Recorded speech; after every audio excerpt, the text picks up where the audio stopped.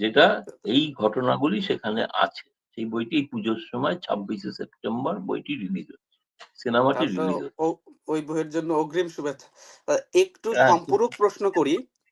সেটা হলো, আপনি বললেন অনেকের সাথে আপনার কথা হয় খুব, আমি প্রফেশনাল জায়গা থেকে অনেককে অনেক জায়গায় বলেছি, ডিফেন্ড করেছি যে গৌতম লাহিড়ী তো, আপনি যে কথাটা বললেন, গৌতম লাহিড়ী তো আওয়ামী লীগের কোনো কেউ না, সদস্য না। তিনি সাংবাদিক হিসেবে সবার সাথে মিশবেন। এটাই খুব স্বাভাবিক। এটাকে নিয়ে কেন প্রতিক্রিয়া দেখাচ্ছি? তো এই যে আপনি একটি কথা বললেন যে জামাতের অনেকে কিভাবে আওয়ামী লীগে ঢুকে পড়লো। এই বিষয়ে আওয়ামী লীগের কোনো কারো ছত্রছায়া বা কারো কোনো প্রশ্রয় আছে কিনা? আপনি কি কোনো কি জানতে পেরেছেন? দর্শকদের একটু বলবেন কিনা না, যদি কিছু, জানলাম তো কিছু একটু। তো কিছু, কিছু সংবাদ প্রকাশিত হয়েছে, সেগুলো তদন্ত সাপেক্ষ।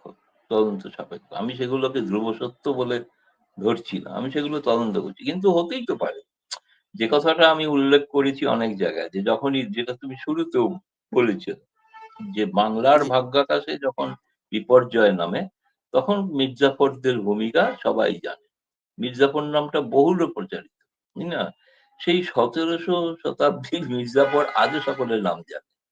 এখনো কেউ বাড়ির কোনো কারোর, খুব কম লোকের নাম মির্জাফর হয়, তাই না? সন্তানের নাম ট্রু। মির্জাফর রাখতে ভয় জি, পায় জি, অনেকে। জি দাদা, জি দাদা। কিন্তু সেই মির্জাফররা নানা রূপে নানাভাবে তারা আসেন, নানা প্রলোভনে তারা আসেন। মির্জাফর চেয়েছিলেন ক্ষমতা দখল করতে সিরাজউদ্দৌলাকে জড়িয়ে। পেয়েছিলেন, যেমন খন্দকার মুস্তাফি করেছিলেন তিনি। কিন্তু এরা কেউই কিন্তু টেকেনি। আজও যারা মির্জাফর, আজও মির্জাফর আছেন, এই তা নয়।